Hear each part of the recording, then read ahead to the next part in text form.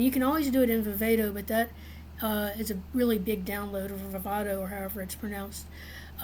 So one place that you can write your code is you go to edaplayground.com and make an account if you want to save it. And then your settings would be test bench and design, system verilog and verilog. And then under tools and simulators, there's a drop down box. And I like Icarus Verilog.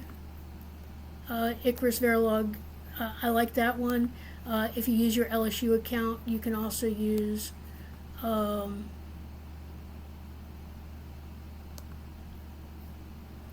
Rivera Pro, which is the one that really is designed for the basis boards, but Icarus Verilog works well. And I leave all of these unchecked. And then you type your code over here. And then if you want to test it, you would put a test bench on that window, and then you can test it. And I'll show you an example. So this is what we did at the last lab.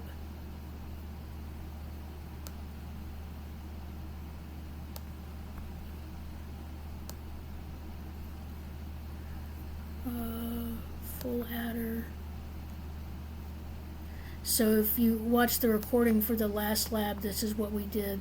We put our code over here, we put a test bench over here, and then when we ran it, we saw the results of the test bench down here. If you don't do that, then another program that I really recommend that's good for writing code is Notepad++.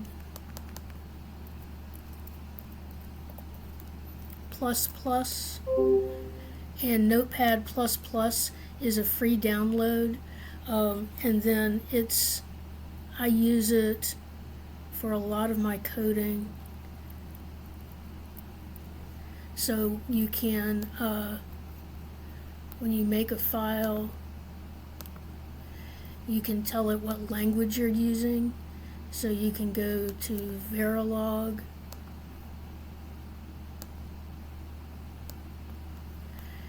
and then when you type keywords, it'll know it's a keyword.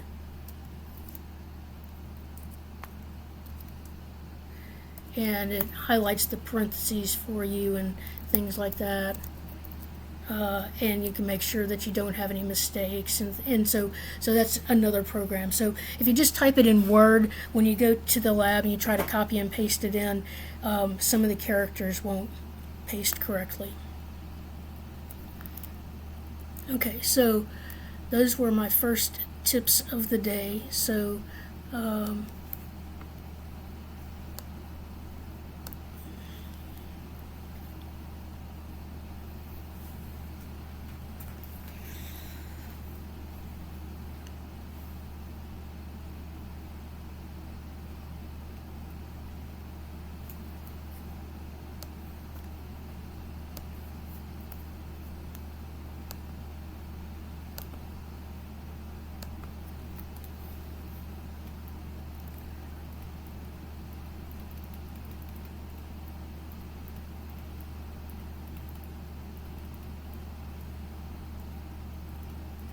for writing code outside the lab, I recommend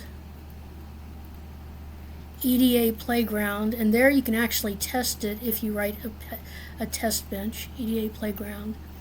Notepad++, which is free, or Vivado if you want to make the download. So all of those are good. If you don't have any of those, then like in Microsoft, in a PC, you would want to use Notepad. For a Mac, you'd want to use something that just didn't have anything formatted. Okay, so the first part of the pre-lab said to design this circuit,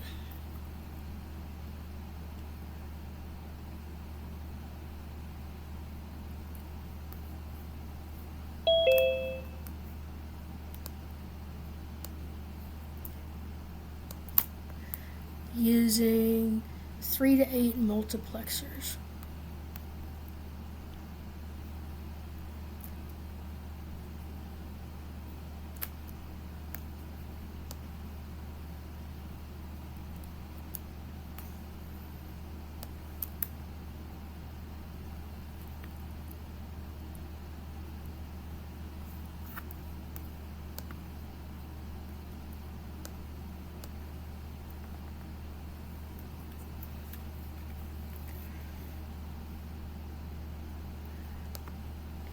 So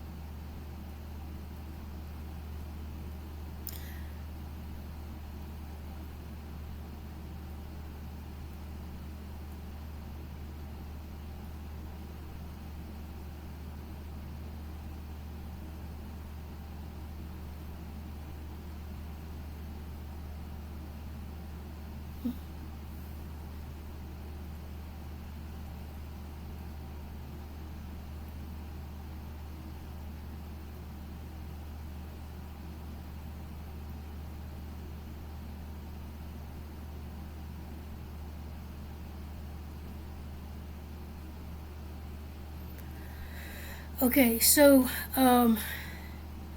we have 15 numbers that we're going to use, and we're going to use 2 multiplexers to get our output. So this our input is made up of 3 variables: a,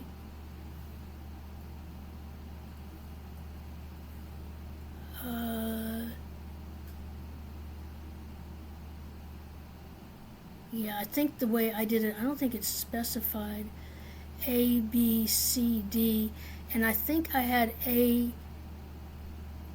as the most significant bit and D as the least significant bit. And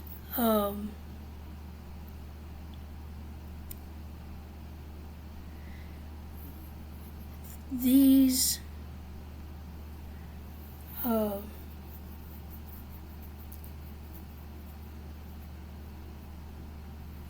multiplexers,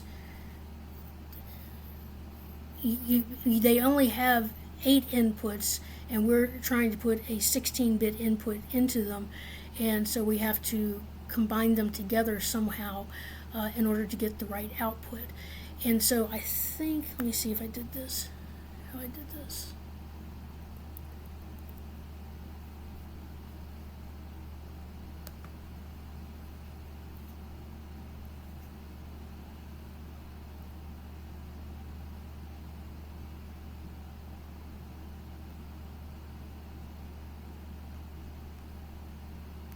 Yeah. Okay, so let me see what my error is real quick.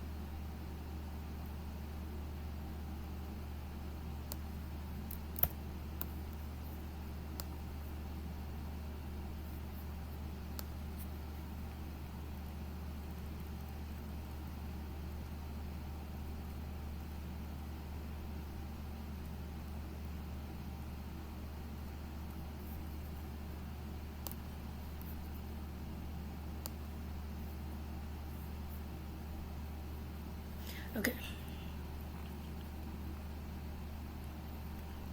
So what you can do is, if you take, like, let's take the number 7. So the number 7, if we wanted our multiplexer to, if we wanted to see the number 7 on this multiplexer made up of 2 multiplexers, then the number 7 looks like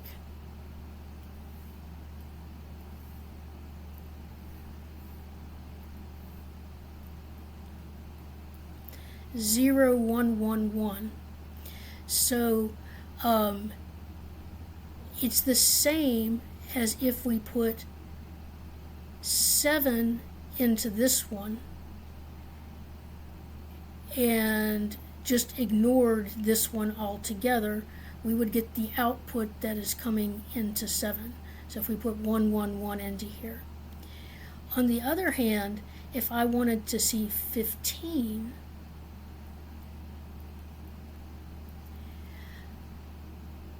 and I have these labeled as 8, 9, 10, 11, 12, 13, 14, 15, I'm going to get the right answer, or in other words, I'm going to get the thing coming into 15 if I send these 3 bits into this one and ignore the top one.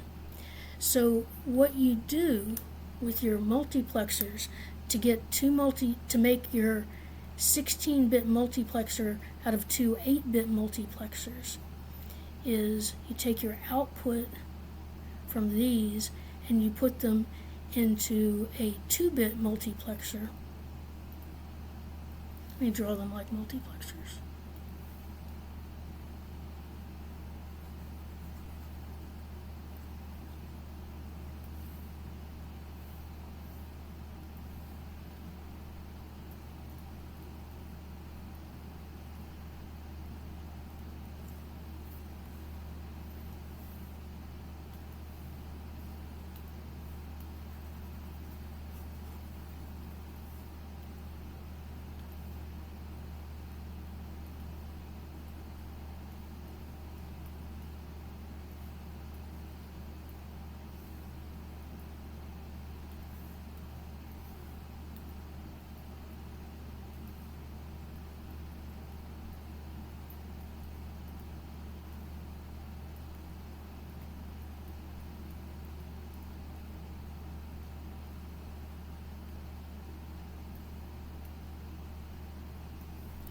And I put A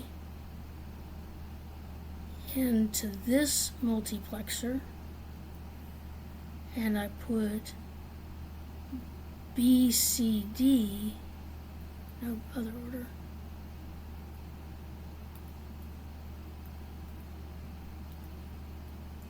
B, C, D into these multiplexers.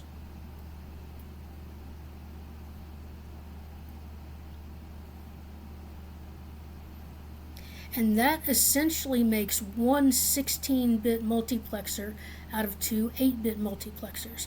So I put my first bit of my number into a 2-bit multiplexer and the last 3 bits into these multiplexers. So then for our particular function, which was 0, 3, 5, 6, 7, 12, and 15,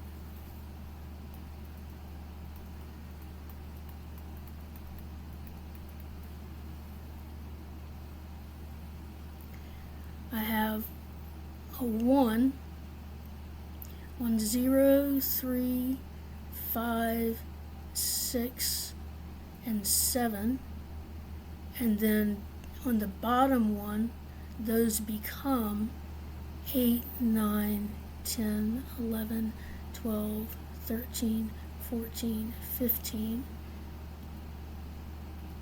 and I put a 1 into 12 and 15, and then I would put zeros into all the others.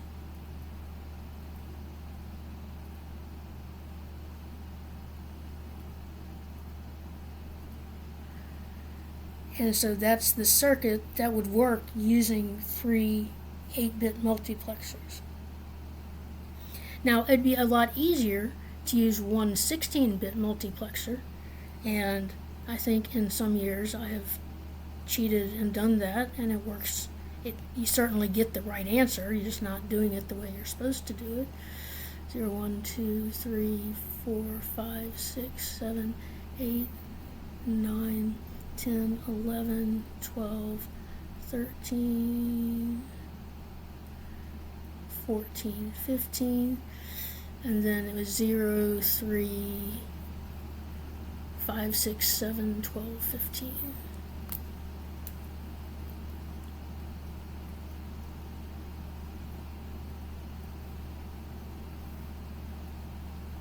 And those have ones, and the others all have zeros.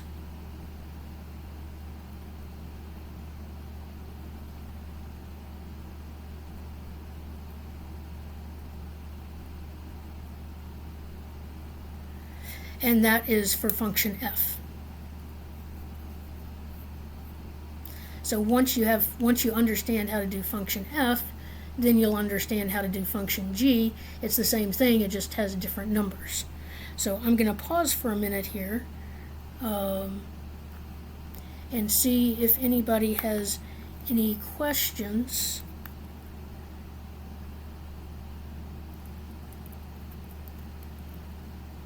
On what I've done so far.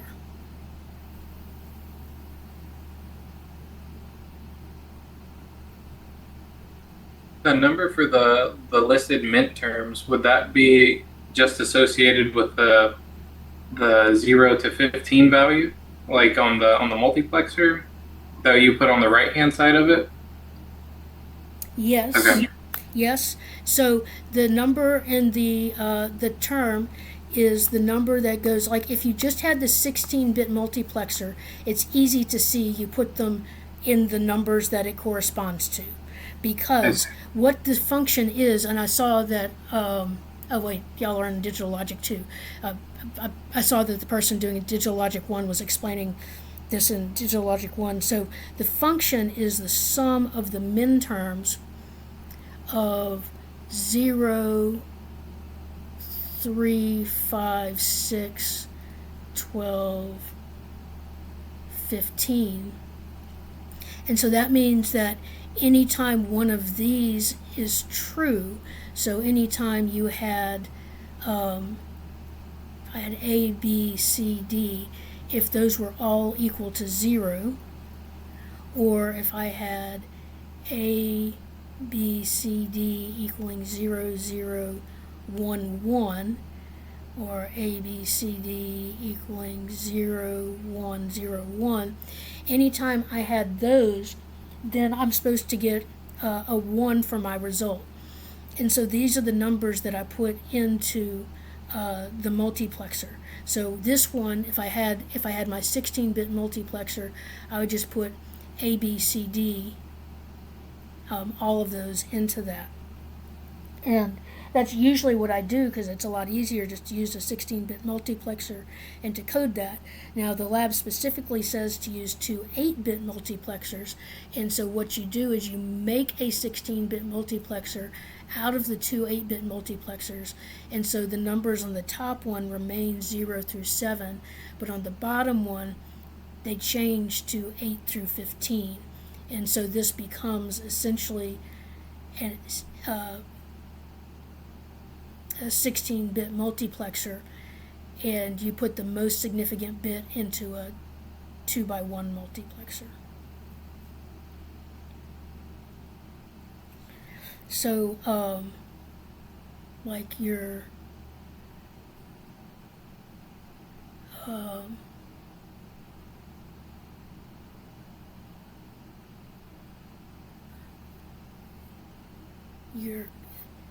the general idea for the code for this one would be make the code for a 16-bit multiplexer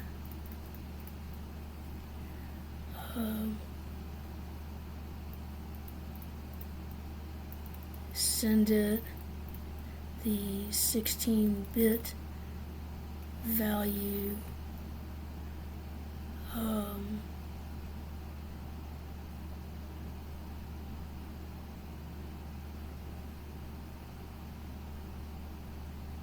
zero, I'm sorry, 1 0 0 1 0 1 1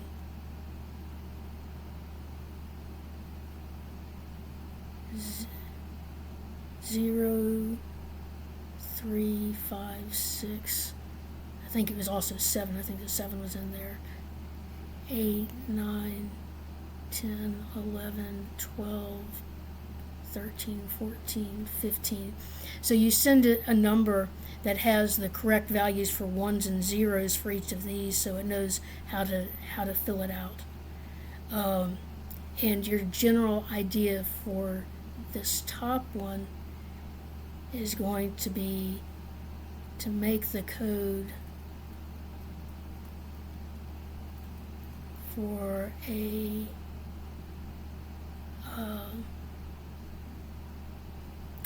3 to 8 mux, make the code to join to 3 to 8 muxes to make a 16-bit mux, and then you would send it the same values.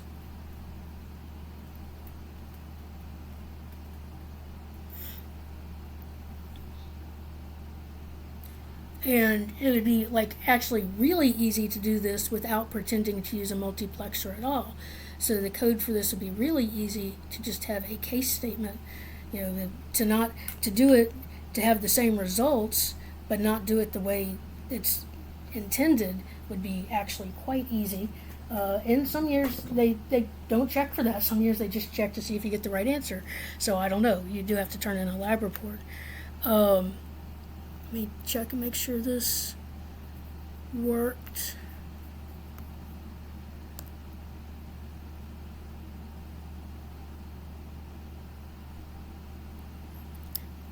Okay, so while that's going on, we'll now talk about a decoder and the way a decoder works and how you use it to implement a function.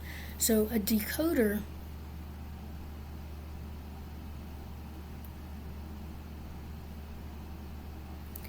and you're supposed to start with a 3 to 8 decoder.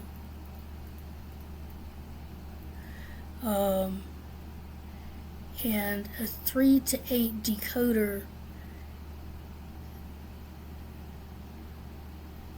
takes the values that you give it. So these are the 3 bits of your number, and it outputs an 8-bit number.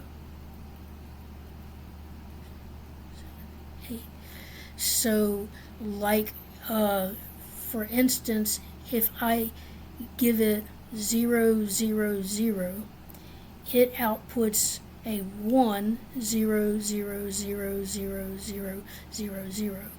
If I give it 0 0 1, it outputs a 0 1 0 0 0 0 0 0. If I give it, say, a 1 0 1, that's equivalent to a 5. So it'd be 0 1 2 3 4 5. So it would give me the number. It would have a 1 for the 5th bit and zeros everywhere else. So let's put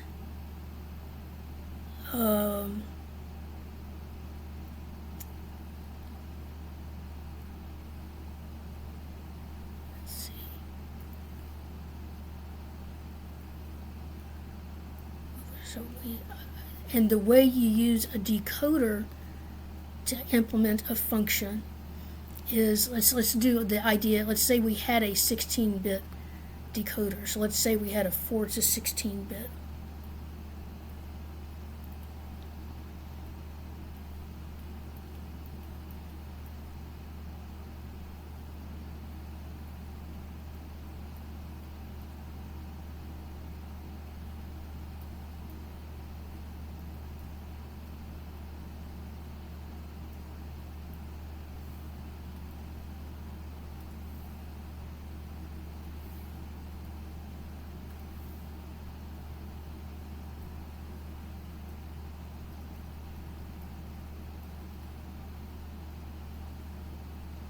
So let's say I had this, and we had our same function, which was 0, 3, 5, 6, 7, 12, 15.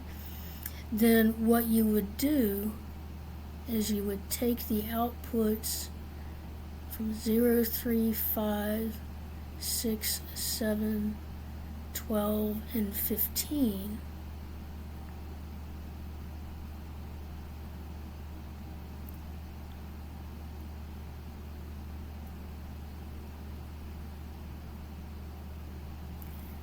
and you OR those together. Because if any one of those is a 1, then that means that your function has a value of 1. And if none of those are 1, then your function has a value of 0, as you would expect. Okay, so what you're going to do to make this work is, if you have two 8 bits, these also have an enable. So I have an enable, and then 0, 1, 2, 3, 4, 5, 6, 7, 0, 1, 2, 3, 4, 5, 6, 7. And you are going to take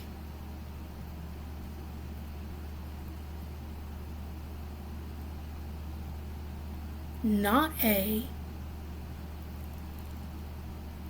and put that in the enable, and you're going to put A and put that in the enable of the others. I drew these on the wrong side.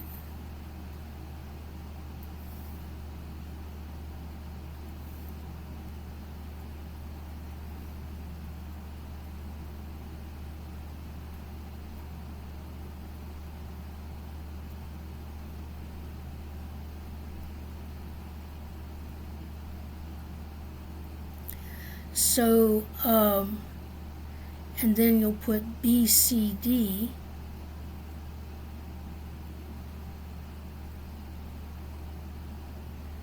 into these.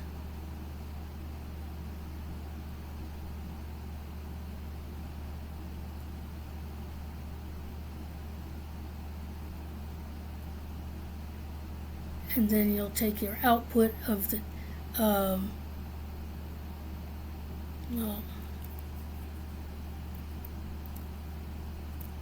your output is going to be a 7-bit string, or an 8-bit string.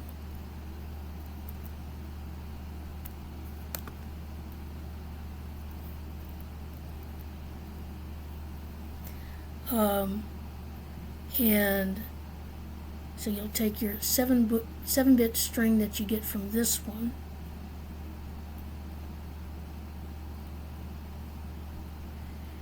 and those will be your first 7 bits. And you'll take your 7-bit string that you get from this one, and those will be your second 7 bits. And you put those together, and you make one 16-bit number out of it.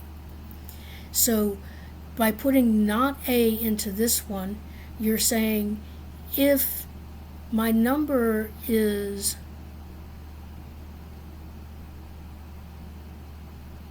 oh no, I wanted to do this the other way around. I wanted to put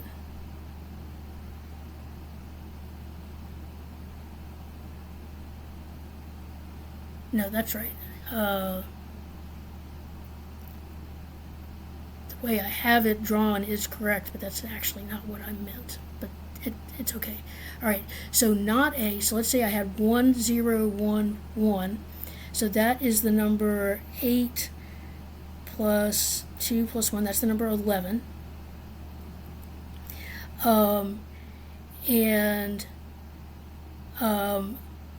I would want, if I had a 16-bit decoder, I would be getting the value 11 out of here.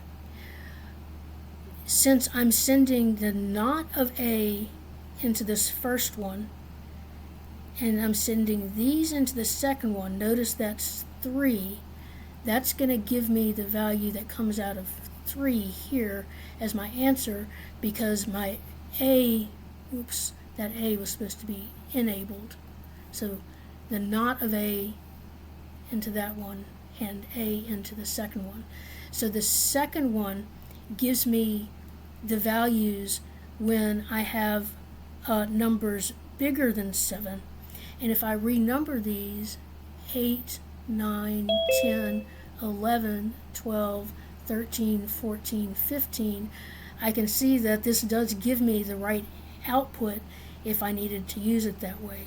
So this is stringing 3 to 8 decoders together to get one 16-bit decoder.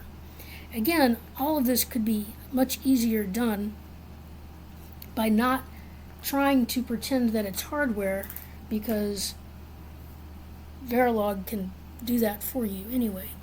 But let's see how we're going to make this work. Let me first see if it does work.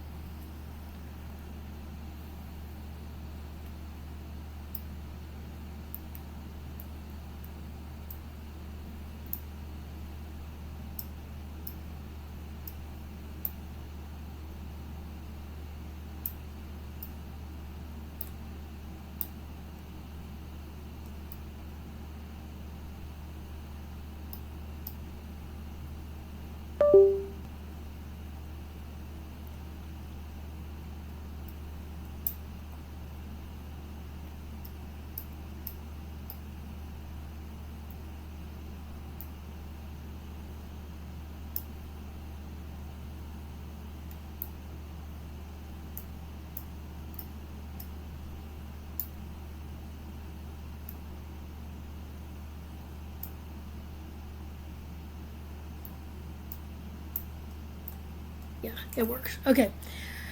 All right. So let's talk about what we need to do. And I'm going to need to have, somebody start saying something, because I'm getting really tired of talking to myself. So I'm just going to sit here until we have some conversation going.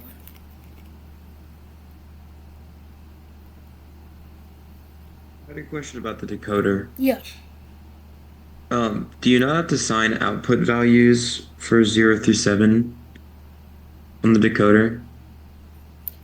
Yeah. So if so here is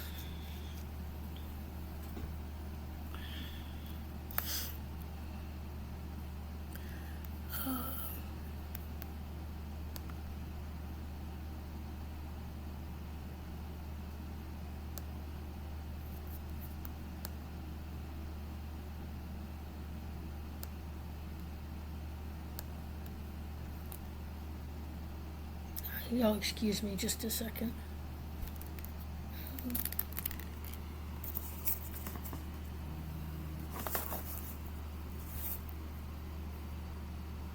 Hello? Oh, actually, can we do it later? Could we do 5:30 or 6? Okay. Yeah, then okay, yeah, tonight would be good. 8 would be great. Okay, all right. I'll see you then. Okay, bye.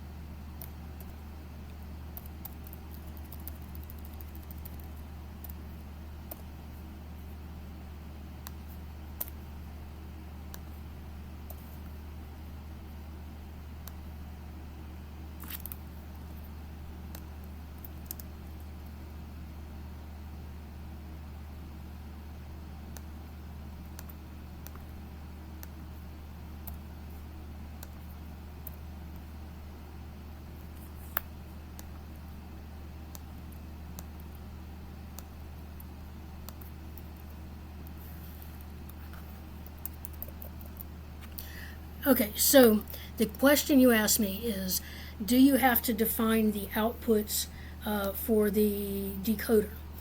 And the answer is, in general, yes, you do. And so, like, if I were making this just to have a 4 to 16 decoder, I would put in a module that I would call it the just module 4 to 16 decoder, and I would have its two inputs. One would be the 4-bit number that I'm putting in, and the other would be the outputs for all of the 16 pins and whether they have zeros or ones on them.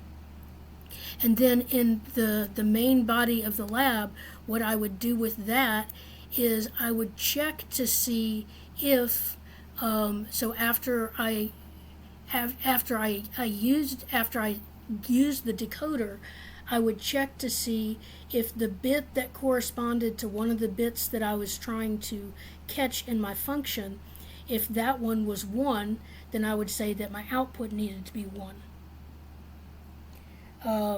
And so the answer to your question is yes, you do have to have some sort of output for all of the pins. And this would be how you would do it if you just had the 16-bit decoder.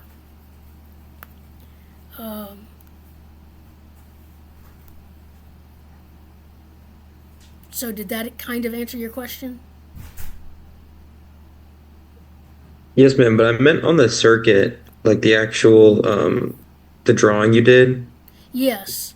So yeah. So what you really have here is, I didn't want to draw them all in. So what you have is you have an output from each pin here that will only one of which will be a 1 and the others will all be zeros.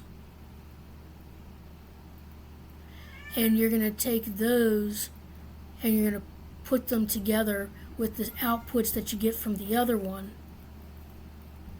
to make your 16-bit number.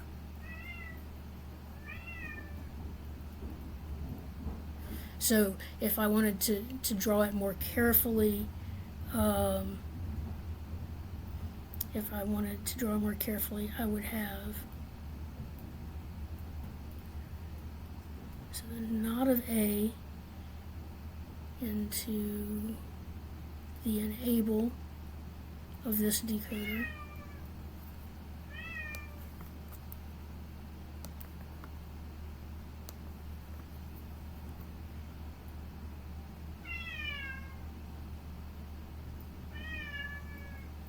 And B, C, and D into these. And 0, 1, 2, 3, 4, 5, 6, 7. And I would have this gets output to W of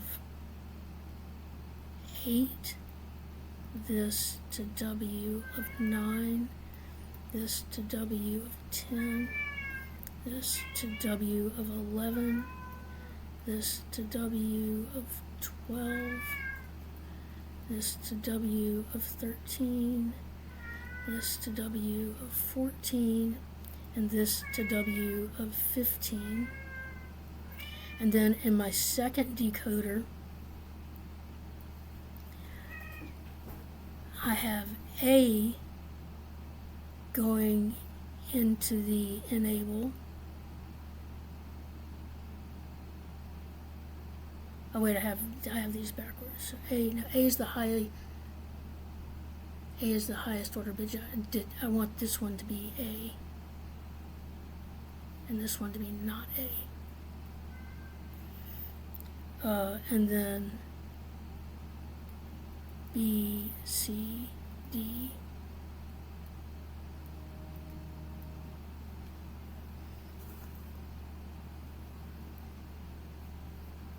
Hey John, I'm doing my session right now on Zoom.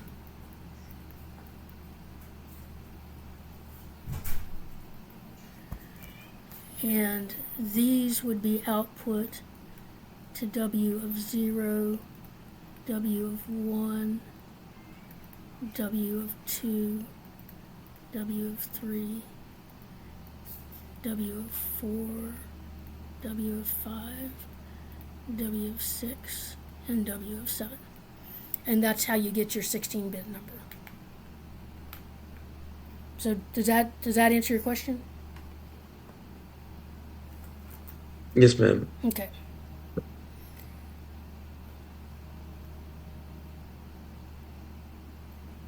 Okay. All right. So now, let's see how we would code this. All right. Let's.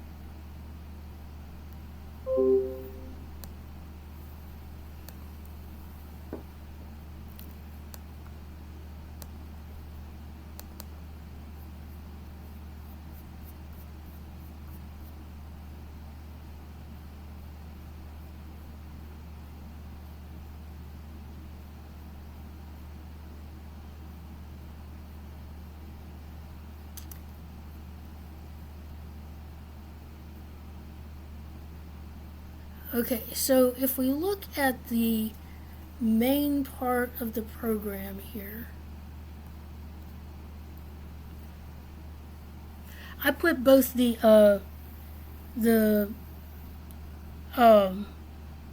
multiplexer and the decoder together just so I didn't have two separate files. I just used capital letters for the multiplexer, for the decoder, and lowercase letters for the multiplexer. So if we take this,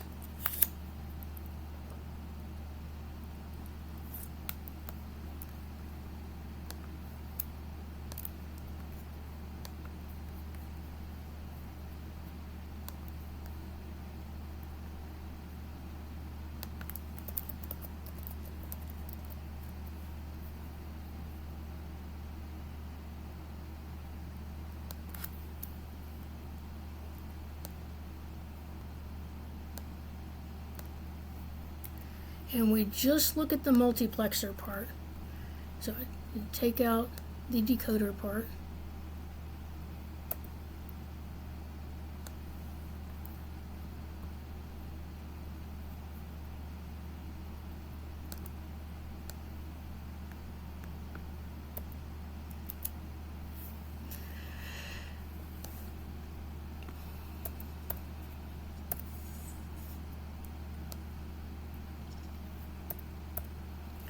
The main part of the program is really very easy.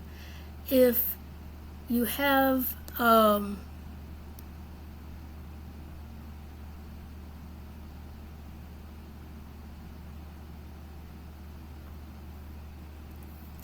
if you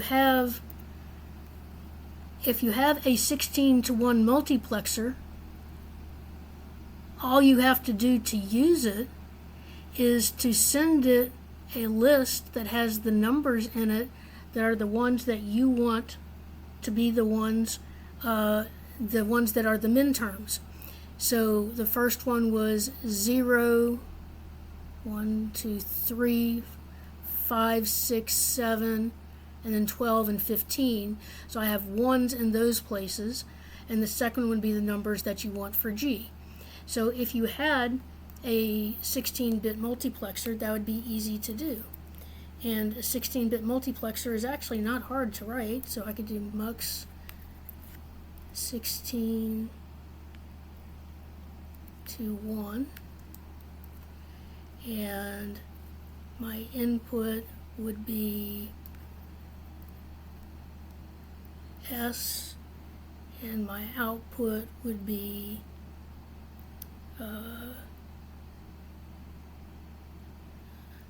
F1.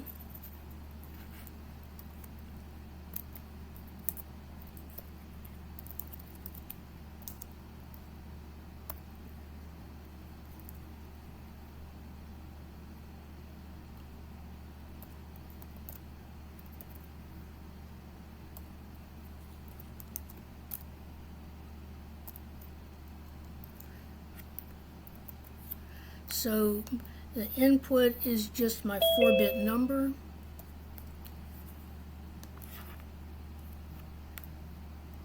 And my output is just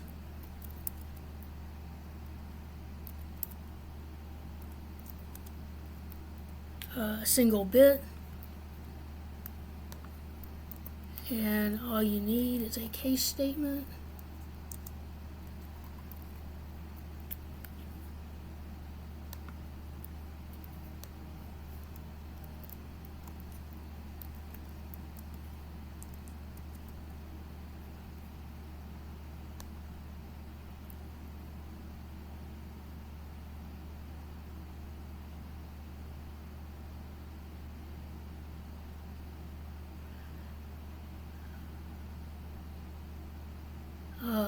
You also need your values that you would have.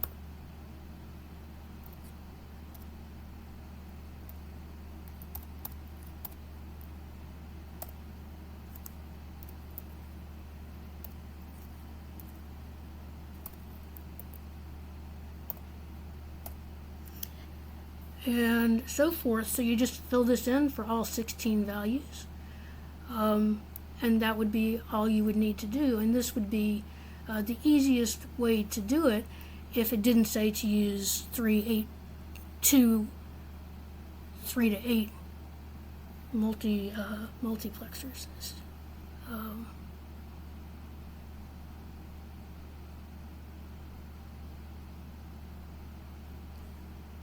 Because this would be all you would need to do. So you would just fill this out, and you would have it. So I leave that if you want to do it that way. If you want to do it the way that it's assigned, then you have to figure out how to put together 2 8-bit multiplexers, 8-to-1 multiplexers. And so an 8-to-1 multiplexer is going to work like the 16-bit one that I was going to show you there, you'll have your input. That's going to be your I called it W. And those are the numbers that are going into the multiplexer. So when you look at a multiplexer, you have the numbers 0, 1, 2, 3, 4, 5, 6, 7. Those are the numbers going into it. You have your select, that's S. That's telling you which of the numbers you're going to choose. And then you have this, which is just like what I was doing on the other page, but that one's for an 8-bit. But if you want to have a 16-bit using two 8-bits, then you're going to put them together using a 2-bit multiplexer. So you're going to take the output from one of them and you're going to combine that to the output of the other one, and you'll use the 2-bit multiplexer to figure out what which one you want.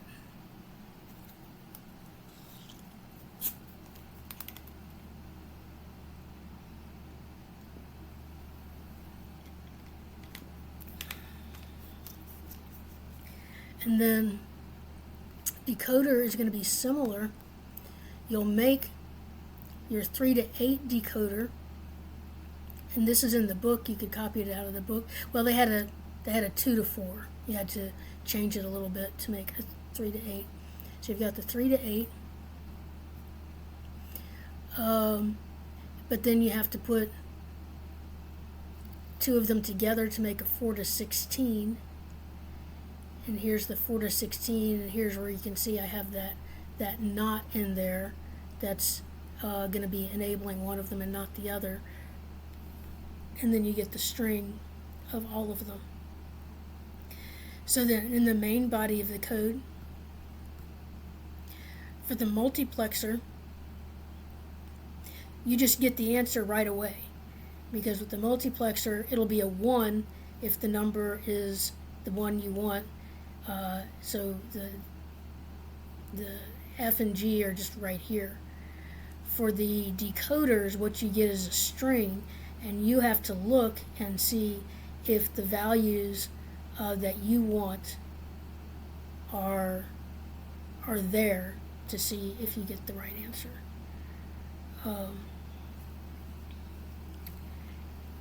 And then if I did an elaborated design, let's look at that.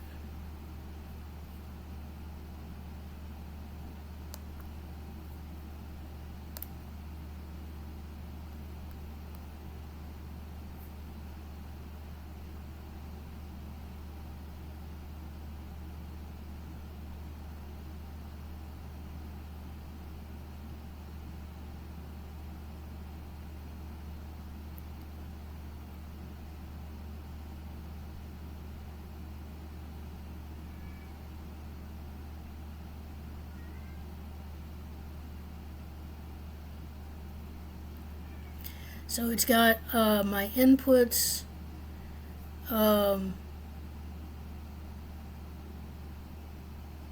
we didn't end up using separate, we used the same variables, right, for the decoder. Those ended up being the same, so I didn't actually need to have separate capital letters.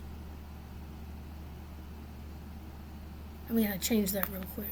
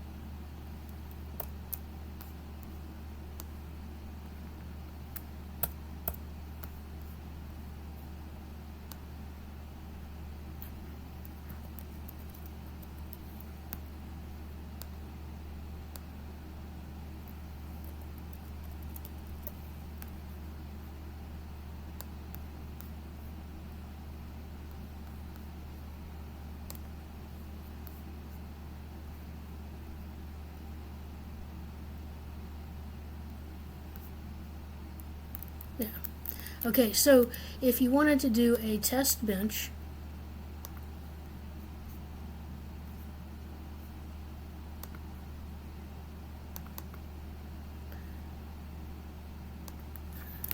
the only thing that's going to change here is I added capital F and capital G.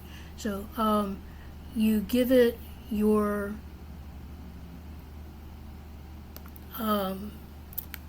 outputs are wires, your inputs are reg, and then you give it the name of your main function and then some other name that you make up and the inputs, and then you get your inputs starting at some value, and then you give it a little pause, and then you have it display the output.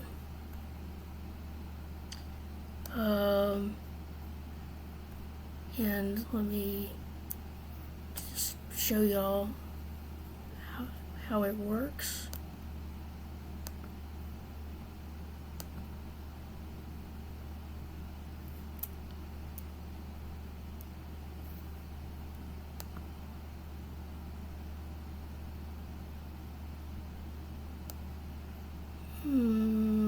Something I changed, I'm sure.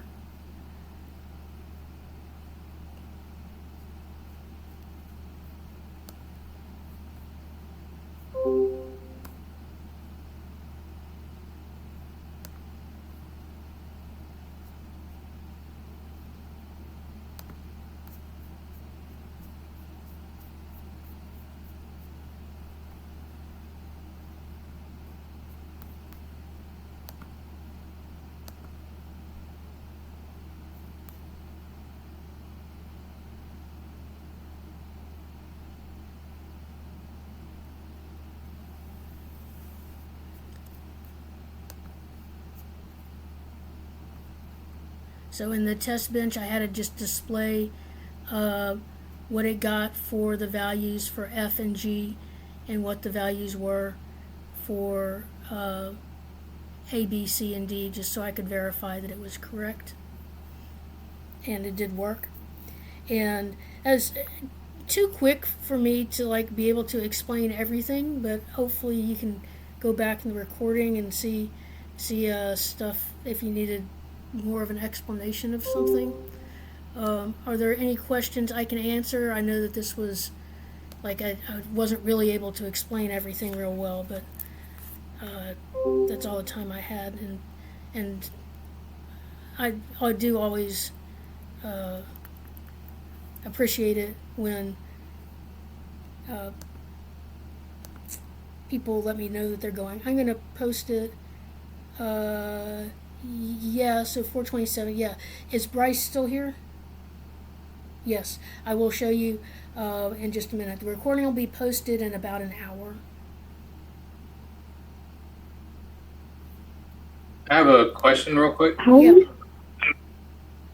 So it's about how all the modules are formatted inside of the main file that we're It's an messing excellent with. question. Yeah. Yeah. I was mainly just wondering how to format it properly so it doesn't give me issues. I'll show you. It's little things like that that can drive you crazy because you can't figure out what's wrong, and I only know just from having to do it so many times. I figure it out. So let me show you. So what you do, or what I do, what I at least figure out what works. I'll figure that out later. Okay, so in your main module, I usually put things that depend on other things below them. So like Lab 5 main depends on Mux 16 to 1 and Dec 4 to 16. So those are above. So Dec 4 to 16 is above Lab 5 main. And Dec 3 to 8 is above Dec 4 to 16 because it depends on it. So you want the modules to be stacked like that. The variables are independent, so you can use the same variable in each one, but I recommend if you do that you're using it for the same thing. Like don't it'd be too confusing if you used F to mean one thing here and to mean something somewhere else, but it does get passed to the module and get used in that module.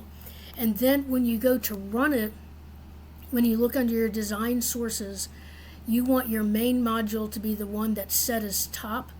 And so if it's not, like if my mux, if this was the one that's supposed to be set as top, I would right click on it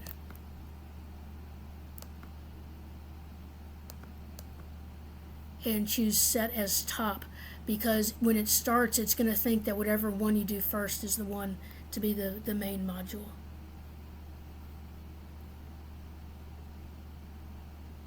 Hi, I have a question. Yeah. So for the lab, the code we're gonna have to write, we're gonna have to do every mux. For example, we're gonna have to do a 2 to 1, 8 to 1, all those mux, all those codes, or can we just do the 8 to 1 code? Well, if you do, okay, so that's what I was trying to explain. The lab says to use 8 to 1, but you have 16. You have 16, so you have to use two 8 to 1s to make a 16. Right. And so if you use two 8 to 1s, how are you going to put the two 8s to 1s together? That's a 2 to 1. Now, it'd be a lot easier to just use one 16 to 1, and people do that every year. And then that'd be the only one you need. But the directions specifically say two 8 to 1s. Do you see what I'm saying? Yes, ma'am. Okay. Also, could we look over like the test bench for like this code, what it looks like? Yeah. Let me get it working. So hold on, because right now it was working before I put the decoder in. So let me see what's wrong with it.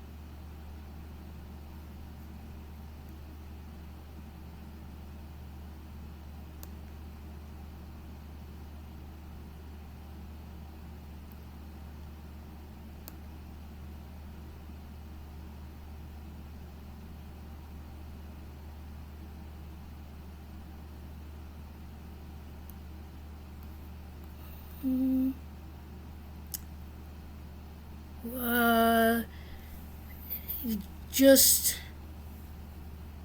the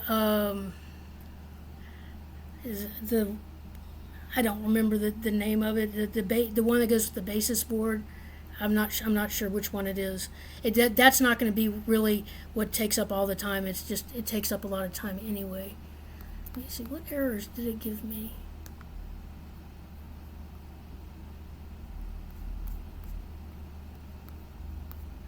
Let me try this again.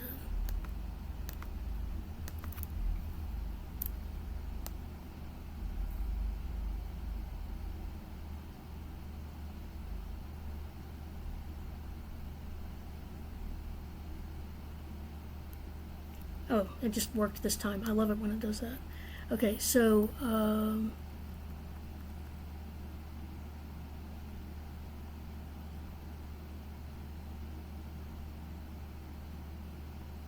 yeah, okay. So here's how the test bench looks. So You have as a wire whatever your outputs are, as a reg whatever your inputs are, and then your the name of your main module and all of its outputs or inputs. And then I started by concatenating A, B, C, and D to making a 4-bit number.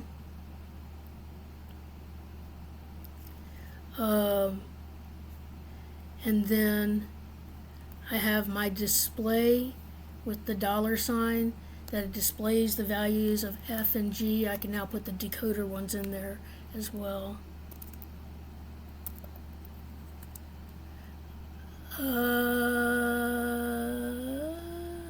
Let's see.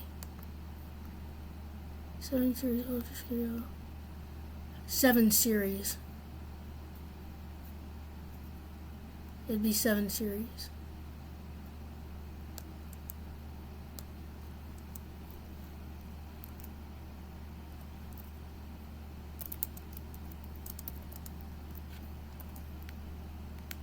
And this would be like the test bench for the 1 to 16, or Yep. like for all of them? For the main thing. Right.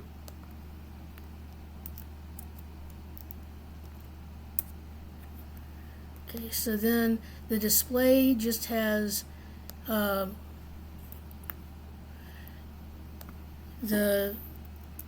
placeholders, the binary, so %B for each thing that I want to display, and then after the string I have a comma with the variable names that I want it to display. Then I give it a little bit of a pause, so that's the #50. Then I see if I've counted all the way up to 1111, I'm finished. Else I add 1 to that, and then that's it. And then so when you run it, it gives you those values.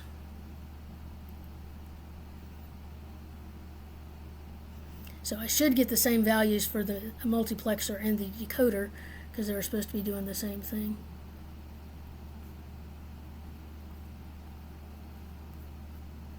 And it's not liking the F and the G for some reason. It probably would work if I did it in EDA lab. Let's see. EDA playground.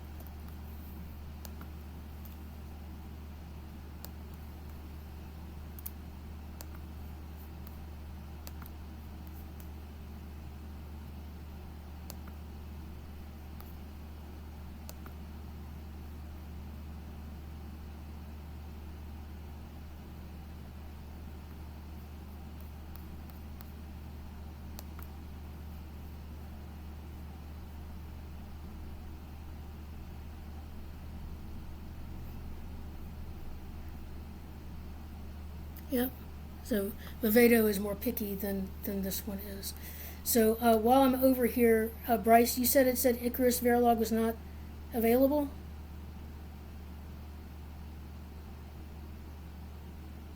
Where did it say that?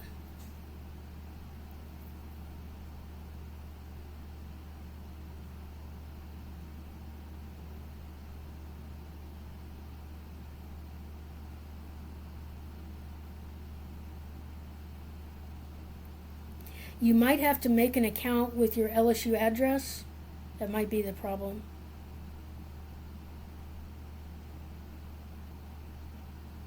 Okay, so did you have everything set the way mine is set on the screen right here?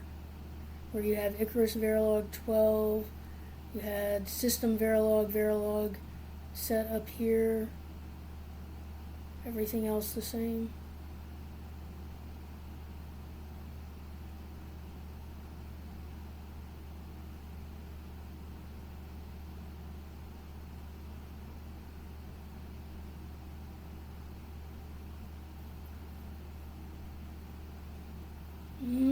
I don't know what to tell you. If you wanted to share your screen, I could look at it and see if I could see what the deal was. But if you don't want to, that's fine. Could we take a look like how we would do the constraints for this code in Yep. Vivado? Yep. This is real easy. It's the easiest part of this one.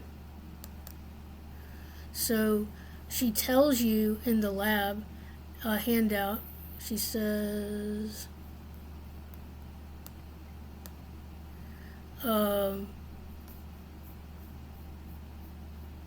okay, I'm just warning you, Bryce, it takes a long time to download and install. Just heads up on that.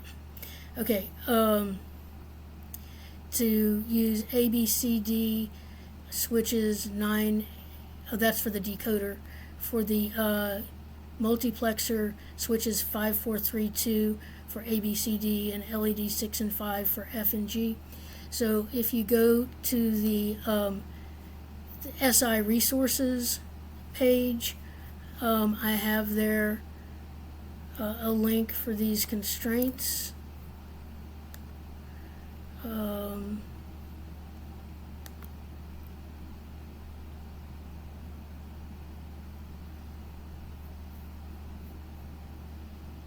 So SI resources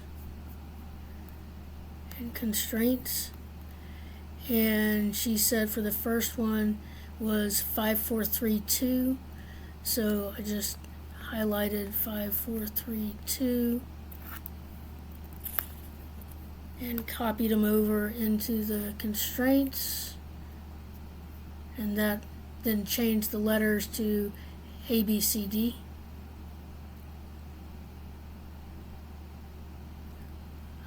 Oh, that's why I have to use different capital. That's why I had to use different letters. That's it. Because if I wanted to do the same ones on here, the ports had to be different for the decoder. That's why it was different. Yeah, that was why I had to use different letters. Now I remember. And then for the decoder, she said to use 9786, so you get those. And then for the LED, I don't remember which one she said, but like the two of them, and you use those and you label them F and G.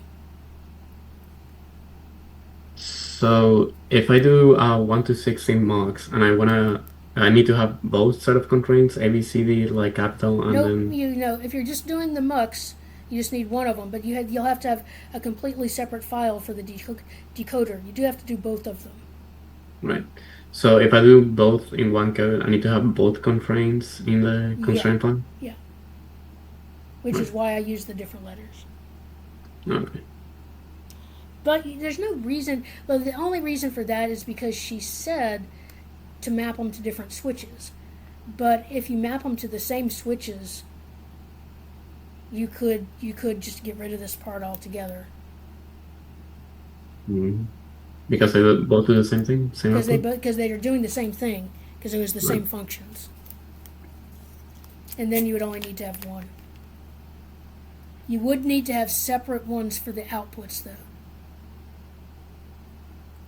Mm-hmm. Thank you. Any other questions? Okay. Well, I'm going to have to go. I'm really not feeling well. And I hope that was at least somewhat helpful. And I will see y'all next time. Thank you for your time. You're welcome.